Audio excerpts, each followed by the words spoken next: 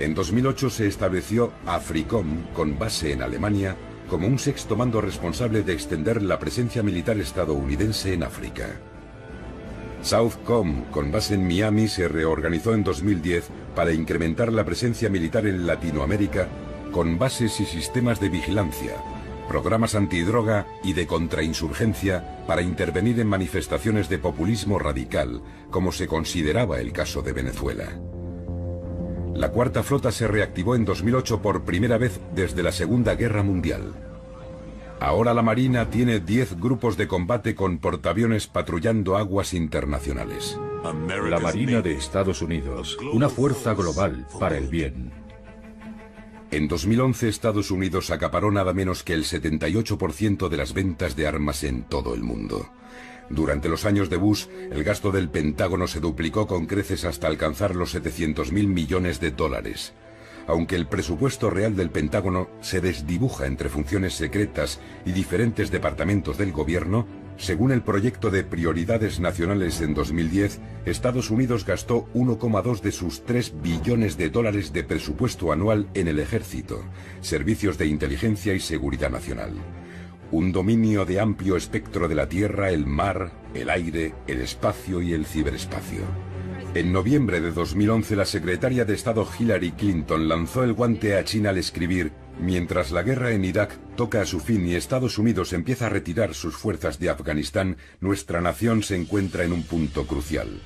Cuando hablaba del siglo pacífico de Estados Unidos, se refería a un aumento sustancial de la presencia militar en la región Asia-Pacífico para contener a China. Desde las guerras del opio en el siglo XIX, China fue humillada una y otra vez por enemigos superiores. Gran Bretaña, Japón, Rusia, pero rechazó a Estados Unidos en Corea a principios de los años 50. China es una nación orgullosa y la segunda economía del mundo, un híbrido en parte estatal y en parte capitalista que ha sustituido a Estados Unidos como principal socio comercial en Asia. Pero en 1996, los líderes de Estados Unidos volvieron a humillar a los líderes chinos al amenazarlos con sus misiles nucleares durante un nuevo enfrentamiento por Taiwán. Con grandes intereses económicos y vías marítimas que proteger, China acometió la modernización de su ejército. En 2012 el Pentágono calculaba que el gasto militar de China ascendía a 160.000 millones de dólares, pero dada la opacidad del sistema chino, su presupuesto real se desconoce a día de hoy. Aunque solo tiene una base en el extranjero, su posición inflexible respecto a islas y territorios en disputa ricos en petróleo, gas y minerales en los mares del este y sur de China han llevado a un aumento de las tensiones con sus vecinos regionales. En el interior, su gobierno, comunista solo en el nombre, sigue manteniendo el inmovilismo político, decidido a imponer la modernización a toda costa y también a aplastar brutalmente cualquier tipo de disentimiento cada vez que se cuestiona su régimen unipartidista. Las democracias occidentales, mientras siguen comerciando con China, han condenado estas políticas en vano. Pero lo más preocupante es que China ha vuelto a atraer la ira de los radicales americanos antichinos, cuya animosidad se remonta a la era McCarthy. Se está fraguando un nuevo enfrentamiento. Estados Unidos ha vuelto a Asia en busca de nuevas alianzas, está reorganizando su flota y ha desplegado sus aviones de guerra más modernos en bases a distancia de ataque de China para 2017. Ha fortalecido sus alianzas militares con vecinos de China, sobre todo con Japón, Corea del Sur, Taiwán y Filipinas, y ha enviado 2.500 marines a Australia. Es el primer incremento de tropas a largo plazo en Asia desde Vietnam. Las ventas de 12.000 millones de dólares en armas de la administración Obama a Taiwán en 2010 y 2011 enfurecieron profundamente a los chinos, que han acusado a Estados Unidos de intentar rodearlos. El miedo de otros países a Estados Unidos no se debe subestimar. Como reconocía el fallecido politólogo conservador Samuel Huntington en 1996, Occidente ganó la guerra no por la superioridad de sus ideas, valores o religión, sino por su superioridad en la aplicación de la violencia organizada. Los occidentales a menudo olvidan este hecho. Los no occidentales nunca lo han olvidado. Los expertos en China progresistas temen que Estados Unidos esté empleando una vez más el guión de Truman de 1946 con la Unión Soviética en un intento de contener a China.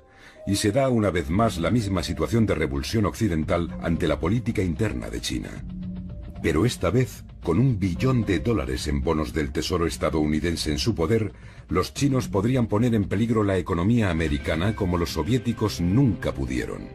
El historiador Alfred McCoy expuso lo que realmente estaba en juego cuando escribió: para 2020, el Pentágono espera estar patrullando todo el planeta continua e incansablemente mediante un escudo espacial de 3 capas que alcanzaría desde la estratosfera a la exosfera y que operaría con drones armados con misiles ágiles. Ese triple escudo debería ser capaz de cegar a todo un ejército bloqueando las comunicaciones terrestres y los sistemas electrónicos de aviones y barcos. Pero como advierte McCoy, el espejismo de la invencibilidad tecnológica y del dominio total de la información ha fallado a naciones arrogantes en el pasado, como atestiguan los casos de Alemania en la Segunda Guerra Mundial y de Estados Unidos en Vietnam. Con trágica ironía, McCoy nos recuerda que el derecho de veto de letalidad global americano podría ser un nivelador ante una posible nueva pérdida de poder económico, y que el destino de Estados Unidos bien podría estar determinado por aquello que ocurra primero en este ciclo de un siglo. Un desastre militar causado por la ilusión del dominio de la tecnología, o un nuevo régimen tecnológico lo bastante poderoso para perpetuar el dominio global de Estados Unidos.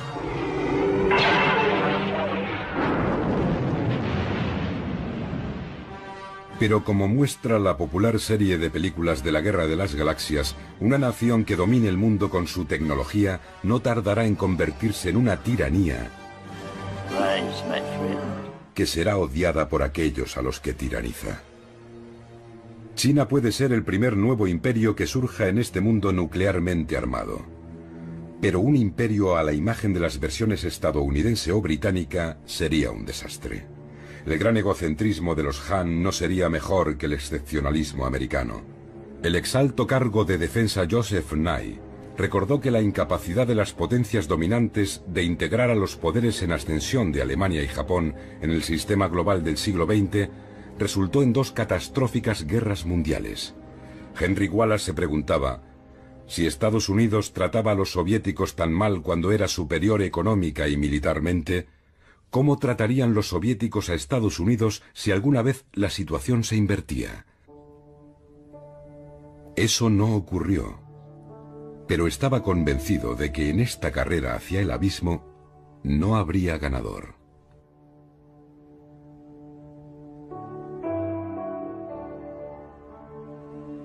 Según llegamos al final de esta serie, deberíamos preguntarnos con humildad, mirando atrás al siglo americano: ¿hemos actuado sabia y humanamente en nuestras relaciones con el resto del mundo? Un mundo en el que unos cientos, o 1000, o un par de miles de personas tienen más que los 3.000 millones más pobres. ¿Hemos hecho bien al erigirnos en la policía del planeta? ¿Hemos sido una fuerza a favor del bien, de la comprensión, de la paz? Tenemos que mirarnos al espejo. Quizá en nuestra autocomplacencia nos hemos convertido en los guardianes de nuestra propia desesperación. La pretensión de la victoria en la Segunda Guerra Mundial y la justificación del lanzamiento de la bomba atómica en Japón, aunque iba dirigida a la Unión Soviética, fueron los mitos fundadores de nuestra hegemonía y nuestro estado de seguridad nacional. Y las élites de la nación se han beneficiado de ello. La bomba nos ha permitido ganar a cualquier precio, lo que hace que, dado que ganamos, tengamos razón. Y dado que tenemos razón, somos buenos. Bajo estas condiciones, no hay otra moralidad que la nuestra. Como dijo la secretaria de Estado Madeleine Albright, si tenemos que usar la fuerza es porque somos Estados Unidos, somos la nación indispensable. Porque podemos amenazar, y hemos amenazado a la humanidad con la bomba, nuestros errores quedan perdonados y nuestras crueldades justificadas como aberraciones cometidas con buena intención. Pero la dominación no es duradera. 5 grandes imperios cayeron a lo largo de la vida de una persona nacida antes de la Segunda Guerra Mundial: el británico, el francés, el alemán, el japonés y el soviético, y 3 más a principios del siglo XX: el imperio ruso, el austrohúngaro y el otomano. Si la historia es un barómetro, la dominación de Estados Unidos también acabará. Tuvimos el buen criterio de evitar convertirnos en un imperio colonial, y la mayoría de los estadounidenses negaría tener cualquier tipo de pretensión imperial. Quizá por eso nos aferramos con tanta tenacidad al mito de la excepcionalidad americana, de la singularidad, la benevolencia, la generosidad americana. Puede que en esa quimera se encuentre la semilla de la redención americana, la esperanza de que Estados Unidos haga realidad esa visión que pareció estar al alcance de la mano en 1944, cuando Henry Wallace estuvo a punto de ser presidente, o en 1953 cuando murió Stalin, y había un nuevo presidente en la Casa Blanca, o con JFK y Khrushchev en 1963, o con Bush y Gorbachev en el 89, o con Obama en 2008. La historia nos ha mostrado que la trayectoria de la bola podría haber sido diferente. Estas oportunidades volverán a presentarse de diferentes formas. ¿Estaremos preparados? Me viene a la memoria el telegrama que envió Franklin Roosevelt a Churchill el último día de su vida. Yo minimizaría el problema soviético todo lo posible, porque estos problemas, de una forma u otra, parecen surgir todos los días, y la mayoría se resuelven. Llevando calma a las situaciones de tensión, dejando que ocurran las cosas sin reaccionar exageradamente, intentando ver el mundo a través de los ojos de nuestros adversarios. Este camino pasa por comprender las necesidades de otros países con verdadera empatía y compasión, por confiar en la voluntad colectiva de este planeta de sobrevivir al próximo periodo y acabar con las amenazas de aniquilación nuclear y calentamiento global. ¿No podemos renunciar a nuestra excepcionalidad y nuestra arrogancia? ¿No podemos dejar de hablar ya de nuestro poder? ¿Podemos dejar de pedir a Dios que bendiga a América por encima de las demás naciones? Los intransigentes y los nacionalistas se opondrán, pero el suyo ha demostrado no ser el camino. Una joven me dijo en los años 70, tenemos que feminizar el planeta. Entonces me pareció extraño, pero ahora comprendo que hay poder en el amor, verdadero poder en el verdadero amor. Busquemos la forma de volver a respetar la ley, no la de la selva, sino la ley de la civilización, por la que al principio nos unimos y dejamos a un lado nuestras diferencias para proteger las cosas que importan. Heródoto escribió en el siglo V a.C. La primera historia se escribió con la esperanza de evitar que se pierda el recuerdo de lo que los hombres han sido. Y por esa razón la historia de la humanidad no es solo una historia de sangre y muerte, sino también de honor, triunfo, bondad, recuerdo y civilización. Hay un camino para avanzar, recordar el pasado. Y desde ahí podremos emprender paso a paso, como un bebé, el camino hacia las estrellas. Porque en última instancia, nuestro vínculo común más básico es que todos habitamos este pequeño planeta. Todos respiramos el mismo aire. Todos pensamos en el futuro de nuestros hijos. Y todos somos mortales.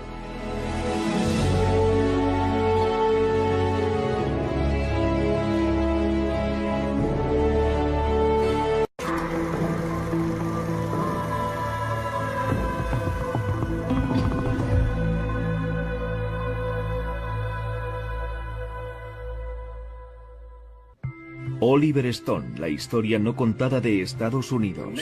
Una nación que continúa año tras año, gastando más dinero en defensa militar que en programas de mejoras sociales, avanza hacia la muerte espiritual. El origen de todos nuestros errores es el miedo. Movidas por el miedo, grandes naciones se han comportado como bestias acorraladas pensando solo en la supervivencia. Todas las naciones y todas las regiones tienen que tomar ahora una decisión. O están con nosotros, o están con los terroristas.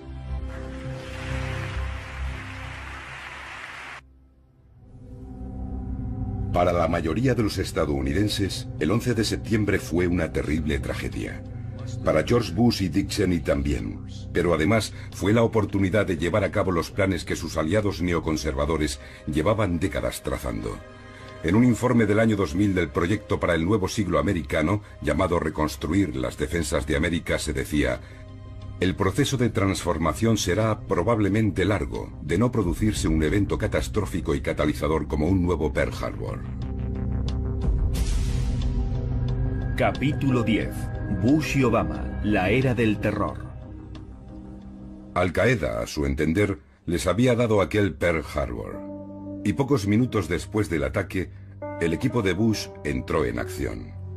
Con Bush en Florida, el vicepresidente Cheney y su asesor legal David Addington tomaron el mando, argumentando que el presidente, como comandante en jefe en tiempos de guerra, podía actuar en la práctica fuera de los límites de la ley. El 12 de septiembre, ya con la vista puesta más allá de Al Qaeda y el grupo de Bin Laden en Afganistán, Bush, de vuelta en Washington, dio instrucciones al director del grupo de antiterrorismo Richard Clark. Averigua si Saddam ha hecho esto. Averigua si ha tenido alguna relación. Todo era Irak, Saddam, averígualo y llámame. ¿Y qué le dijeron aquel día el secretario de Defensa Donald Rumsfeld y su adjunto Paul Wolfowitz? Bueno, Donald Rumsfeld, cuando hablamos de bombardear la infraestructura de Al Qaeda en Afganistán, me dijo: no hay buenos objetivos en Afganistán. Vamos a bombardear Irak. Y le dijimos: pero Irak no tiene nada que ver con esto. Y no pareció darle mucha importancia. De hecho, el 11 de septiembre, Donald Rumsfeld ya había dispuesto planes de ataque contra Irak. A lo grande, dijo. Arrasadlo todo, lo que está relacionado y lo que no. Pocos días después, Bush anunció en una sesión conjunta del Congreso que Estados Unidos iba a embarcarse en una guerra global. A partir del día de hoy, toda nación que continúe protegiendo y apoyando el terrorismo será considerada por Estados Unidos como un régimen hostil. Dentro del país se arrestó rápidamente a 1.200 hombres y se detuvo a otros 8.000 para interrogarlos, en su mayoría musulmanes. Bush presentó al Congreso a toda velocidad una ley patriótica de 362 páginas.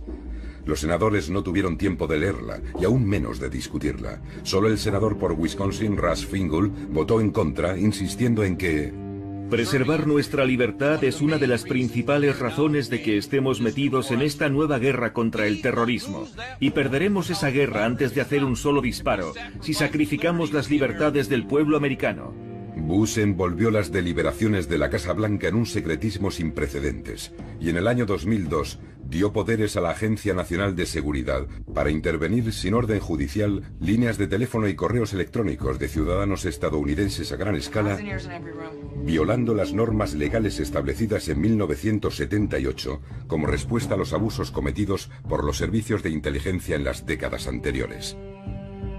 La administración abrumó a la población con alertas constantes, nuevas normas de seguridad y un sistema de 5 niveles de seguridad representados por colores. En ocasiones este sistema fue manipulado políticamente por Rumsfeld y el fiscal general John Ashcroft, y en 2005 Tom Ridge se vio obligado a dimitir debido a las presiones. Los objetivos terroristas potenciales pasaron de 160 en 2003 a más de 300.000 en los 4 años siguientes.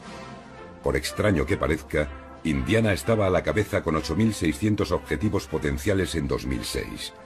La base de datos nacional incluía zoológicos infantiles, tiendas de donuts, puestos de palomitas, heladerías y el desfile del Día de la Mula en Columbia, Tennessee. La irrealidad de la época siguió acrecentándose. Al principio de la Segunda Guerra Mundial, Franklin Roosevelt había advertido que la guerra cuesta dinero, y eso significa impuestos y más impuestos, significa suprimir los lujos y lo que no sea esencial. Pero Bush redujo los impuestos de los poderosos y dijo a los estadounidenses: vuelen y disfruten de los grandes destinos turísticos de Estados Unidos.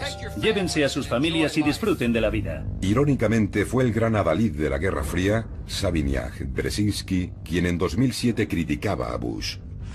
5 años de casi continuo lavado de cerebro de la nación. ¿Dónde está el líder de Estados Unidos dispuesto a decir: ya basta de histeria, basta de paranoia? Incluso ante futuros ataques terroristas cuya probabilidad es innegable, mostremos algo de sentido común. Seamos fieles a nuestras tradiciones. El terrorismo, insistió una y otra vez, era una táctica, no una ideología, y declarar la guerra una táctica carecía del menor sentido. Tenemos que detener el terror. Llamo a todas las naciones a que hagan todo cuanto puedan por detener a estos asesinos terroristas. Gracias. Y ahora verán qué trae.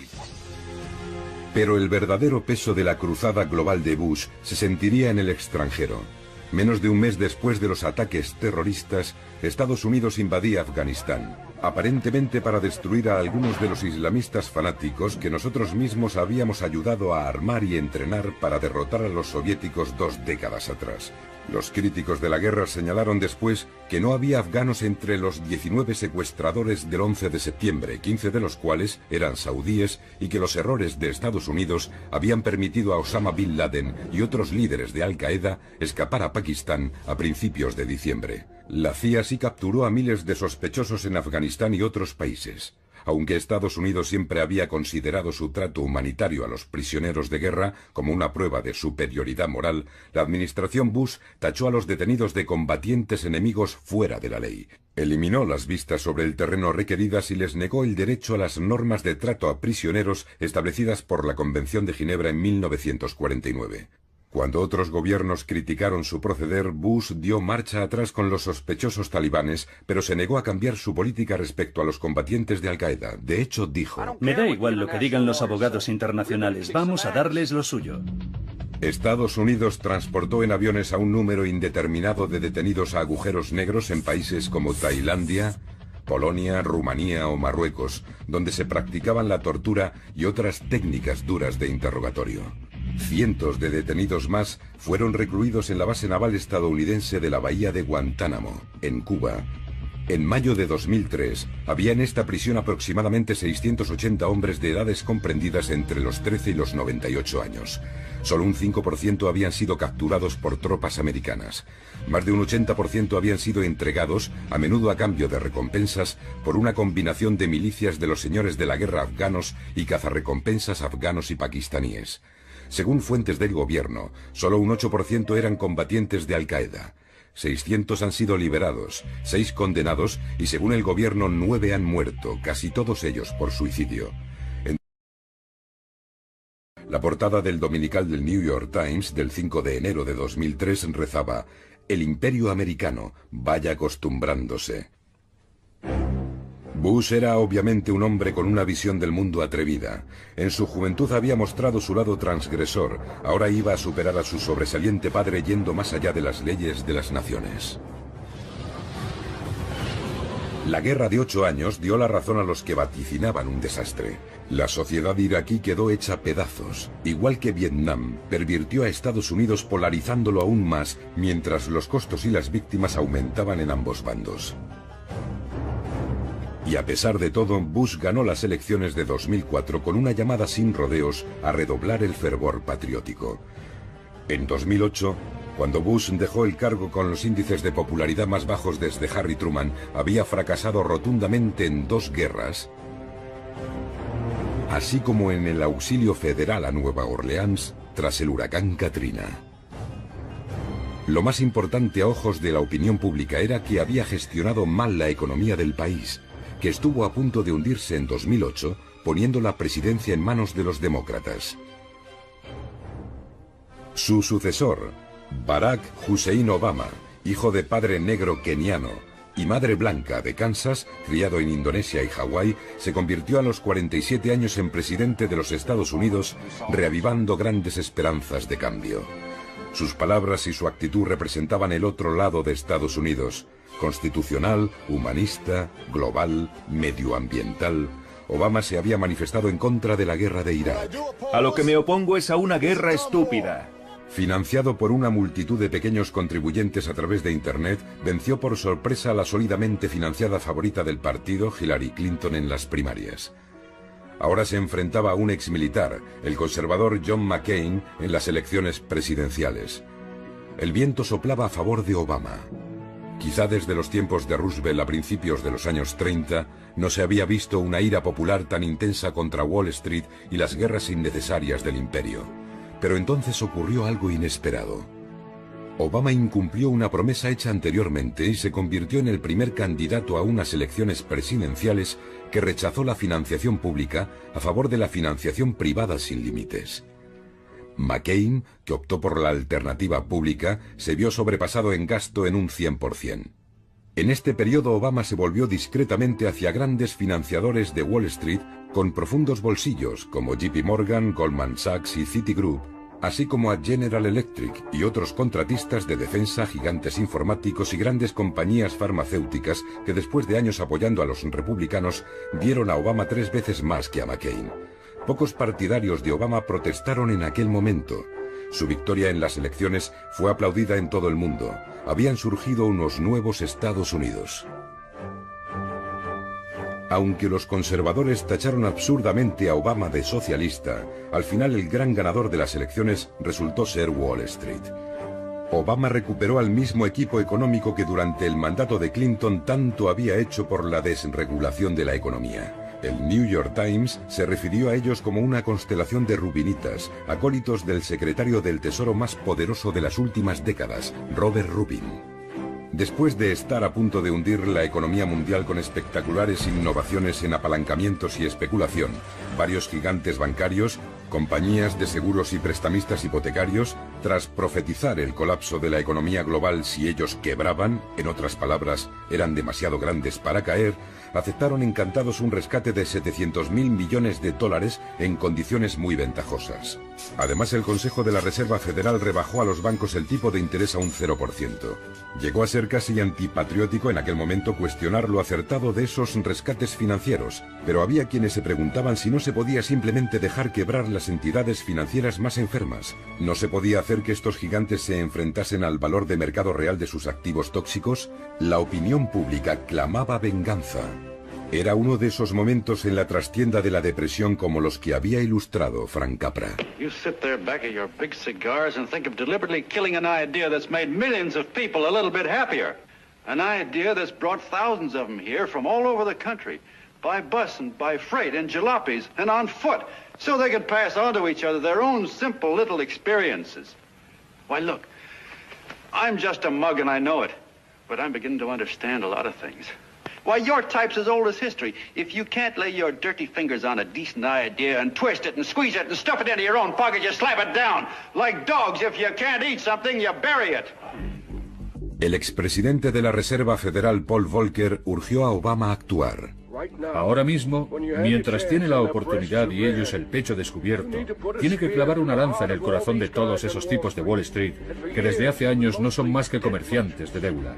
Pero eso no ocurrió. El rescate fue aprobado a la fuerza por un Congreso presa del pánico y los medios lo aplaudieron. El Tesoro no hizo ninguna exigencia inmediata a los banqueros de que dedicaran ese dinero a nuevos créditos para empresas o ciudadanos, ni siquiera de que recortasen sus compensaciones personales. Y tampoco exigió que los accionistas o titulares de bonos asumieran parte de sus pérdidas. Los contribuyentes pagarían el rescate ellos solos. Con el tiempo, los grandes perjudicados serían trabajadores, pensionistas, ancianos con ahorros, propietarios de viviendas, estudiantes con créditos y todos aquellos, sobre todo afroamericanos, que perdieron su trabajo por un creciente problema estructural de desempleo. Para muchos simplemente desapareció una breve oportunidad de cumplir el proverbial sueño americano, ser parte de la clase media. El mito de la movilidad social se derrumbó. Los banqueros o banksters, como se los bautizó durante la Gran Depresión de los años 30, habían hablado de reducciones voluntarias, pero recibieron unas compensaciones personales récord durante los 2 años siguientes. Mientras en 2010 los directores ejecutivos ganaban en Gran Bretaña y Canadá 20 veces más que el empleado medio y en Japón 11 veces más, en Estados Unidos ganaban 343 veces más que el empleado medio. El número de milmillonarios pasó de 13 en 1985 a 450 en 2008, mientras el salario mínimo se mantuvo en $5,15 la hora desde 1997 a 2007. El índice de pobreza era el más elevado desde los años 60. El patrimonio neto de la familia estadounidense media cayó casi un 40%, de $126.000 en 2007 a $77.000 en 2010. En 2011 el 1% más rico tenía más dinero que el 90% más pobre. La rabia popular se catalizó en el movimiento Occupy Wall Street, un tipo de protesta que no se había visto desde los años 30. El derechista Tea Party expresó un tipo de ira diferente, alimentada por grupos de presión política como Americanos por la Prosperidad, financiado en gran medida por los hermanos milmillonarios conservadores Charles y David Koch. El aturdido pueblo estadounidense, sin saber a quién culpar por la persistente penuria económica, concedió una victoria arrolladora a los republicanos en las elecciones legislativas de 2010. Pero en Washington, cada vez más paralizado, reinaba la confusión. Obama, que había llegado a la presidencia en medio de la euforia, ahora caminaba por la cuerda floja, evitando errores fatales, pero incapaz de traer esperanza o cambio. Durante la campaña de 2008, el profesor de Derecho Constitucional había prometido que la transparencia y el Estado de Derecho serían las piedras de toque de su presidencia. Sin embargo, ya como presidente, no renunció a los poderes extraordinarios usurpados por la administración Bush, mientras una población pasiva seguía consintiendo que la desnudaran en los controles de los aeropuertos, que intervinieran sus comunicaciones y que la hicieran pagar nuevos y desmesurados programas de seguridad. Políticamente no tenía sentido para Obama suavizar este estado de seguridad reforzada, ya que un solo incidente terrorista provocaría sin duda una histeria mediática redoblada y una tormenta de recriminaciones republicanas que podía costarle la presidencia. Y en medio de todo lo que le está viniendo, ¿no piensa que quizá un mandato es suficiente? Lo único que tengo claro es que prefiero ser un muy buen presidente de un solo mandato que un presidente mediocre de 2. Pero en lugar de luchar por la transparencia, Obama se convirtió en un gestor mucho más eficaz del Estado de Seguridad Nacional. Como Bush, invocó repetidas veces el secreto de Estado en procesos legales relacionados con torturas, rendiciones extraordinarias y vigilancias ilegales de la Agencia de Seguridad Nacional. Bloqueó el habeas corpus para los combatientes enemigos, mantuvo las comisiones militares y autorizó, sin seguir el proceso requerido, el asesinato en Yemen de un ciudadano estadounidense acusado de tener conexiones con Al-Qaeda. Obama desconcertó a los grupos de derechos civiles cuando impulsó las investigaciones de la era Bush al siguiente nivel y empezó a perseguir a denunciantes de irregularidades del gobierno y periodistas amparándose en la ley de espionaje de la Primera Guerra Mundial. Solo se había aplicado en 3 casos en 92 años. Obama inició 6 casos de dudosa justificación en los que la mayoría de los acusados alegaron que habían expuesto actividades ilegales en el gobierno. El caso más conocido fue el de Bradley Manning, un analista de inteligencia del ejército en Irak que filtró más de 260.000 cables diplomáticos e informes de guerra clasificados, así como vídeos que distribuyó Wikileaks, una organización sin ánimo de lucro de denuncia de prácticas ilegales. Estas revelaciones de crímenes de guerra estadounidenses en Irak y Afganistán y del apoyo americano a regímenes dictatoriales de la región resultó ser un catalizador significativo para los levantamientos de la primavera árabe en Egipto, Túnez, Yemen, Libia y Bahrein. Pero la administración Obama ha limitado gravemente la operatividad de Wikileaks y amenaza con procesar a su cofundador. Estas acciones son un claro mensaje a todos los que piensan en denunciar ilegalidades. Comete crímenes de guerra como Bush o Cheney y no te pasará nada. Expónlos y puedes perder tu carrera, hacer frente a elevadas multas o, como Manning, pudrirte en la cárcel. Uno de los principales defensores de las nuevas normas de conducta, Jack Goldsmith, exdirector de la Oficina de Asuntos Legales de Bush, tranquilizó a Cheney y otros conservadores inquietos en un artículo en el que decía que Obama era como Nixon cuando fue a China. Los cambios que ha hecho están destinados a fortalecer el programa de Bush a largo plazo. Era un nuevo mundo en la sombra. En 2010 el Washington Post lo llamó una geografía alternativa de Estados Unidos, una América de alto secreto oculta a los ojos del público. Casi 1,5 millones de personas tenían permisos de alta seguridad. Existían más de 3.000 organizaciones de seguridad gubernamentales y privadas. La Agencia de Seguridad Nacional interceptaba y almacenaba cada día 1.700 millones de correos electrónicos y comunicaciones. El comentarista político y abogado constitucionalista Glenn Greenwald describió mejor que nadie este cambio verdaderamente radical de nuestro mundo cuando escribió: el núcleo de las garantías de la justicia occidental desde la Carta Magna estaba codificado en Estados Unidos en la 5ª enmienda a la Constitución. No se privará a persona alguna de la vida, la libertad o la propiedad sin el debido proceso legal. Bien podría haber añadido la 4ª enmienda a la Constitución, el derecho a la intimidad y a la protección contra pesquisas o aprehensiones arbitrarias. Sin el debido proceso legal, ni el derecho a la privacidad, en esencia todos estamos viviendo a merced del estado de la vigilancia, y todo ello en el nombre de la defensa ante una amenaza terrorista desproporcionadamente exagerada. La política exterior de Obama parecía más razonable que la de Bush. Repudiaba el unilateralismo y la política de ataque preventivo que tanto había indignado a la opinión pública internacional. Pero el objetivo, conseguir el dominio global de Estados Unidos, difería muy poco, e incluso los medios eran decepcionantemente similares. En 2011, el antiguo director de la Agencia Nacional de Seguridad y la CIA de Bush, el general Michael Hayden, se complacía en la poderosa continuidad entre dos presidentes enormemente diferentes, diciendo que los estadounidenses han encontrado una cómoda línea de centro por la que aceptan lo que está haciendo su gobierno. Él lo llamaba un consenso práctico. Dada su falta de experiencia en política internacional, Obama se rodeó de asesores duros. Entre ellos, un remanente de la era Bush, el secretario de Defensa Robert Gates, un radical de la CIA de Bill Casey de los años 80. Hillary Clinton, como secretaria de Estado, era igualmente dura. En uno de sus primeros discursos, presentó una versión de la historia de Estados Unidos saturada de franco-triunfalismo y amnesia histórica. Así que lo diré claramente. Estados Unidos puede ser, debe ser y será el líder en este nuevo siglo. La Tercera Guerra Mundial que tantos temían no llegó, y muchos millones de personas han salido de la pobreza y han ejercido sus derechos humanos por primera vez. Estos han sido los beneficios de la arquitectura global forjada a lo largo de muchos años por líderes americanos de ambos partidos políticos. Sería difícil encontrar a los millones de muertos en las muchas décadas de injerencia americana en sus países y preguntarles su opinión. Los pueblos de Hiroshima y Nagasaki, Filipinas, Centroamérica, Grecia, Irán, Brasil, Cuba, el Congo, Indonesia, Vietnam, Camboya, Laos, Chile, Timor Oriental, Irak y Afganistán, entre otros.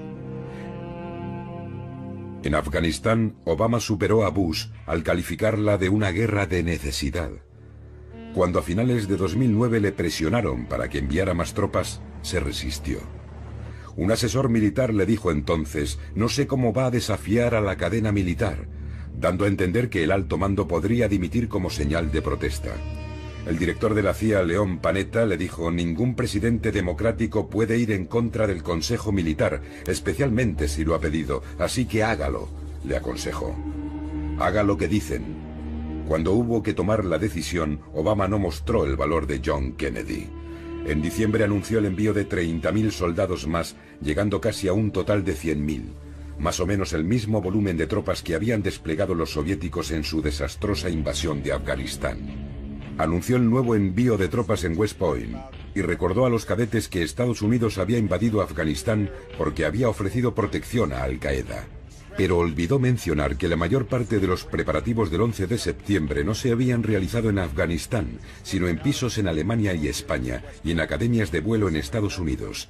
Y también que solo quedaban en Afganistán entre 50 y 100 de los 300 mandos intermedios de Al-Qaeda, la mayoría de los cuales se había refugiado en Pakistán, un aliado.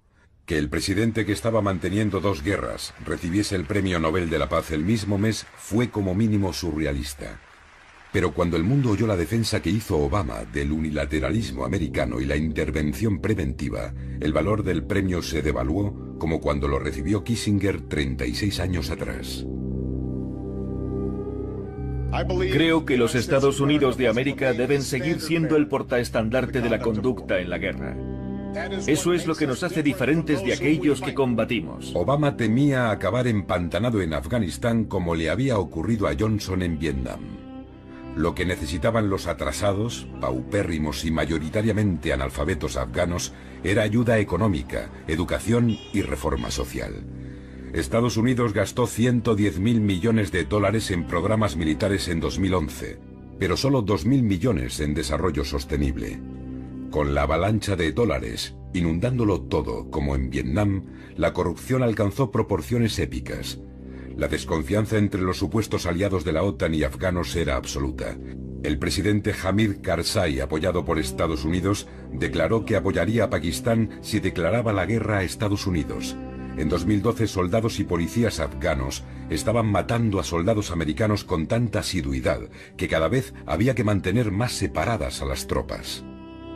Mientras tanto, las consumidas y desmoralizadas tropas americanas abandonaron Irak en diciembre de 2011.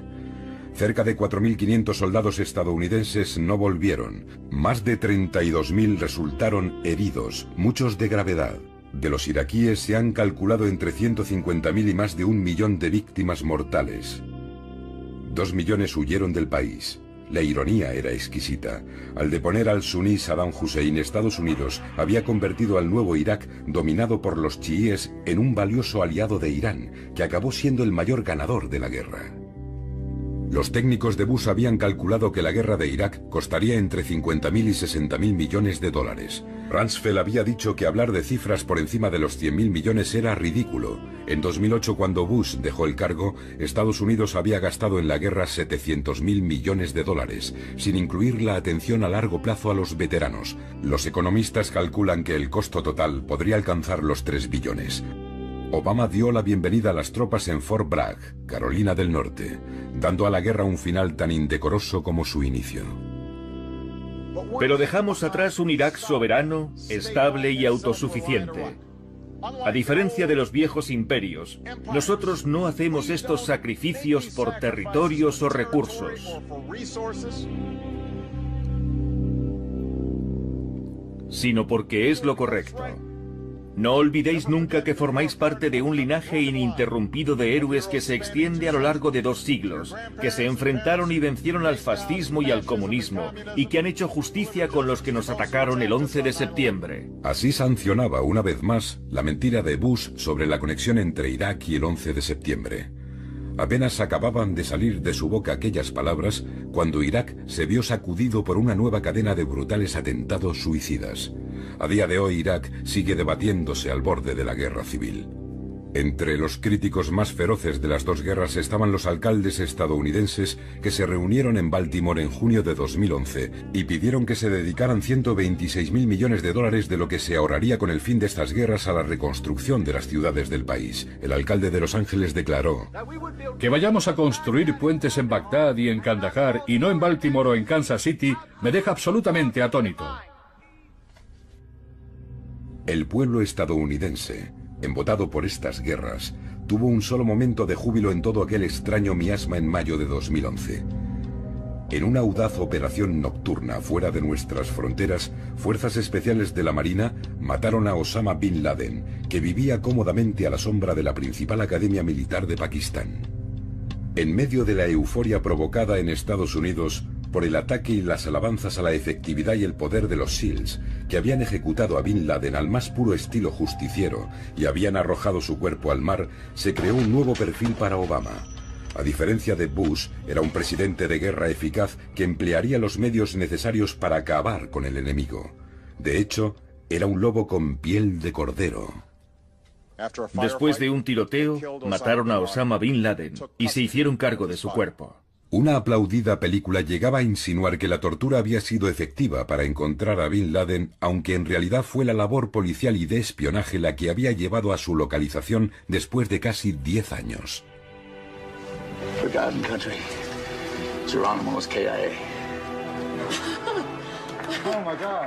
A pesar de todo, la capacidad de Estados Unidos para la autocomplacencia había vuelto a florecer.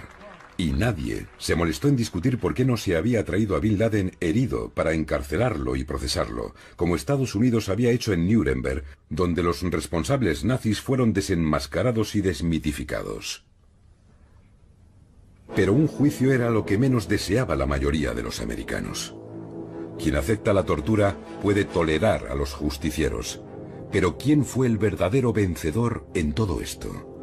Tras un gasto estimado de billones de dólares en 2 guerras, cientos de miles de muertos en todo el mundo y una interminable guerra contra el terror, la pérdida de libertades civiles y de la confianza en la presidencia y el casi colapso de la estructura económica del imperio, un observador neutral diría, en el mejor de los casos, que Estados Unidos había obtenido una victoria pírrica en la que las pérdidas habían quitado todo valor a lo ganado. Bin Laden, con su visión retorcida de un nuevo califato, estaba muerto. pero había conseguido mucho más de lo que jamás soñó. Había provocado al mayor y más poderoso imperio de la historia a revelar lo peor de su naturaleza. Y como el mago de Oz, ahora no parecía tan todopoderoso. Who are you? Oh, I am the great and powerful Wizard of Oz. El martirio de Bin Laden a ojos de sus seguidores le hacía merecedor de un lugar en los libros de historia como un catalizador que debilitó y quizá ayudó a destruir el viejo orden mundial. Algunos lo llamarán el Aníbal o el Atila del Imperio Romano, el Robespierre del viejo orden francés, Lenin para la Rusia zarista, incluso un moderno Hitler para el Imperio Británico que se hundió tras su muerte. Bin Laden ya no existía, pero ¿qué iba a hacer ahora Estados Unidos?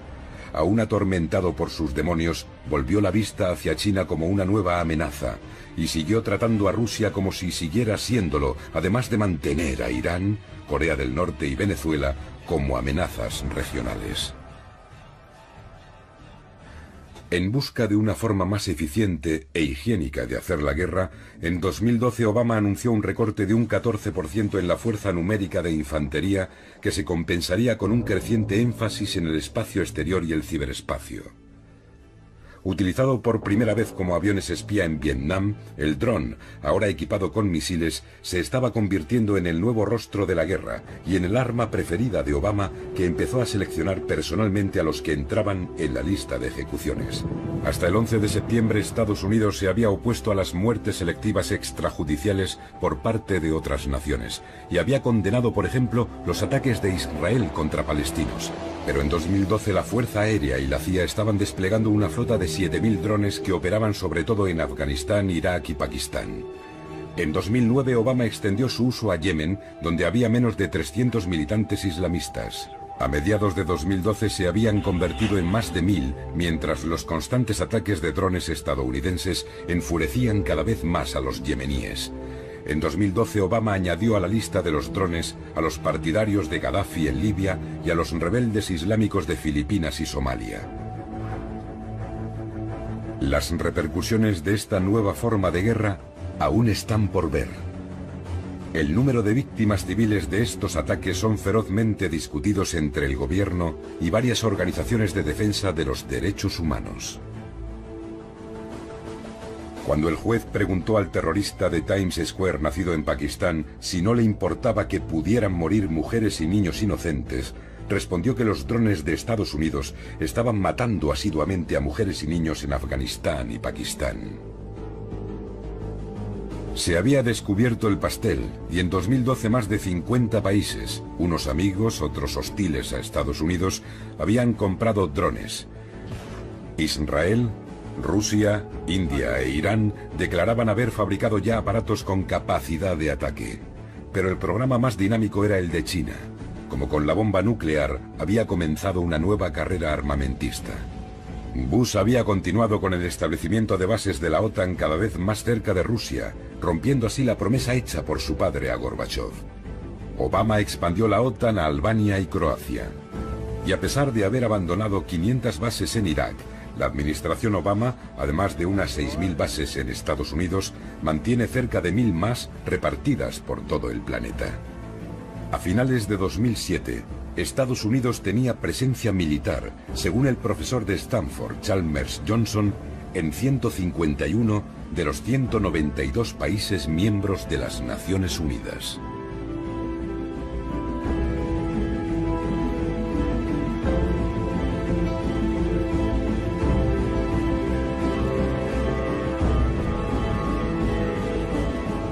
En 2008 se estableció AFRICOM, con base en Alemania, como un sexto mando responsable de extender la presencia militar estadounidense en África. SOUTHCOM, con base en Miami, se reorganizó en 2010 para incrementar la presencia militar en Latinoamérica, con bases y sistemas de vigilancia, programas antidroga y de contrainsurgencia para intervenir en manifestaciones de populismo radical, como se consideraba el caso de Venezuela. La Cuarta Flota se reactivó en 2008 por primera vez desde la Segunda Guerra Mundial. Ahora la Marina tiene 10 grupos de combate con portaaviones patrullando aguas internacionales. La Marina de Estados Unidos, una fuerza global para el bien. En 2011 Estados Unidos acaparó nada menos que el 78% de las ventas de armas en todo el mundo. Durante los años de Bush, el gasto del Pentágono se duplicó con creces hasta alcanzar los 700.000 millones de dólares. Aunque el presupuesto real del Pentágono se desdibuja entre funciones secretas y diferentes departamentos del gobierno, según el proyecto de Prioridades Nacionales en 2010, Estados Unidos gastó 1,2 de sus 3 billones de dólares de presupuesto anual en el ejército, servicios de inteligencia y seguridad nacional. Un dominio de amplio espectro de la tierra, el mar, el aire, el espacio y el ciberespacio. En noviembre de 2011, la secretaria de Estado Hillary Clinton lanzó el guante a China al escribir: mientras la guerra en Irak toca a su fin y Estados Unidos empieza a retirar sus fuerzas de Afganistán, nuestra nación se encuentra en un punto crucial.